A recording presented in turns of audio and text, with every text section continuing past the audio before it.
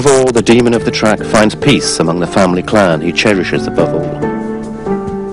Ayrton Senna has no children. In 1994, Brazil's most eligible bachelor has a girlfriend, but his priority is his job.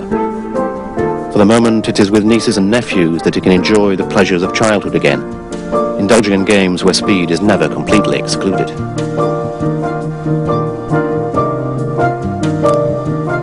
Despite his fortune, Ayrton is far from oblivious to the poverty in his country. 2 months before Imola, he shared with his sister an idea for an association for underprivileged children in Brazil. An ambitious project, devised in his offices in Sao Paulo, deliberately located in a working-class neighborhood. It is here that he runs his business affairs, under the watchful eye of Fangio, the absolute reference in Formula One, the only driver whose heritage he perhaps dares to accept. It took many long years for Senna, the boy from Brazil, from Sao Paulo, to realize his dream. Taking the checkered flag at the Interlagos racetrack, the scene of his first go-kart races. 3 years before Imola in 1991, he at last claimed victory here, perhaps his most treasured triumph. It was an heroic race, and Senna was pushed beyond his limits. The gearbox in his McLaren was broken, and only 2 or 3 gears were functioning. The Brazilian finished the legendary Grand Prix paralyzed with cramp. We're in the last lap, and through the onboard radio, we can hear screaming. And all the television commentators were looking at each other going, "What's happening?" It was Ayrton, screaming because of the pain, because he'd fought all the way to the end. His arms and his hands were paralyzed. And at the same time, it was like a cry of deliverance, because he'd finally won the Brazilian Grand Prix. He'd wanted it so much. It was so important to him, so crucial.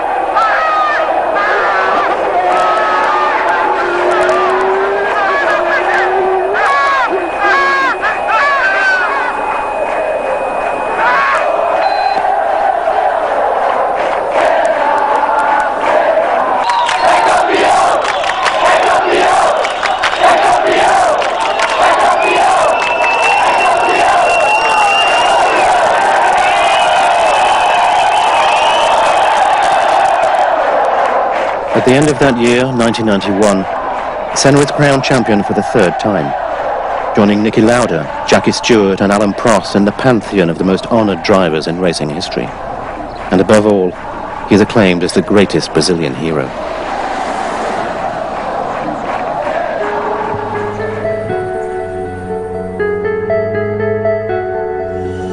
The second day of practice, a vital session for qualifying.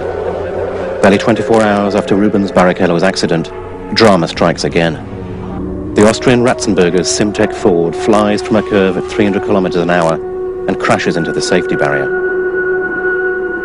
L'impatto è stato tremendo. The impact was enormous. The car spun around 7 or 8 times, and what was left of it, as it had lost 3 wheels, came to a stop here. And I remember the terrible camera images. I mean, the car had just stopped, and I saw the driver's head leaning to the right, and I knew it was a really bad omen. Roland Ratzenberger, 34 years old, like Ayrton Senna, but with only 53 days of Formula One racing against 10 years for the Brazilian. For the newcomer, the Imola Grand Prix represented his acceptance among the greats. His challenge was not victory, but qualification for the race. And to make a name for himself, Ratzenberger was prepared to give everything. In the heat of Imola on April 30th, he did just that. It was in a moment where you are in the car, the helmet on, looking to the monitor, and just waiting for your slot to go out and to do your qualifying lap. And the qualifying lap is very stressful. you take a lot of risk. It's the biggest pressure. At this time, it was the biggest pressure on the whole weekend. So you are really nervous, concentrate, and then suddenly we all had on the screen the accident of Ratzenberger. We all saw Professor Watkins at the time putting a heart massage, and we all know if on a racetrack, if you're into a heart massage, then it doesn't look good at all. So that together all gave us a very hard time. I remember well myself also going out of the car, going back to the motorhome, and asking myself if it would be the right moment to stop. Ayrton was standing next to me, and we saw Ratzenberger's accident happening live. It was a terrible shot, because we understood that he was dead, and he saw it too. I saw his face collapse. It was in the middle of the session. I saw that something very serious was happening inside him. He went quite pale, and he didn't get back into the car. With drivers at that level, that's quite something. It's very relevant because it's their job, and they know how to evaluate risk. They know exactly what they're doing. And that what happens to some of them doesn't necessarily happen to the others. Ayrton is a highly skilled driver. Nothing had ever happened to him. We mustn't forget that. He was even one of the breed of drivers who were almost invulnerable. And there, before his eyes, a man had died.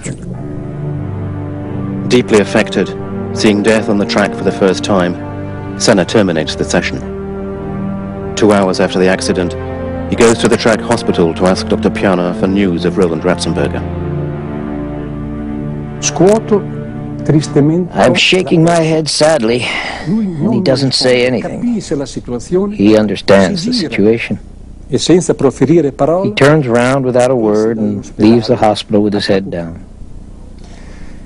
In the days that followed, I met a marshal who said, I saw Senna leaving your hospital. He was going back to the pits, and he was crying.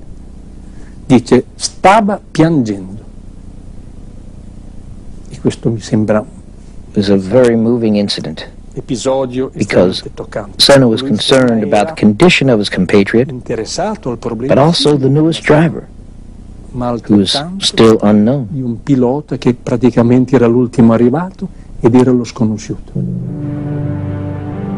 What is Ayrton Senna thinking about that Saturday evening? The next day's race? The obligatory victory? Or perhaps back in his modest hotel room, is he thinking about death?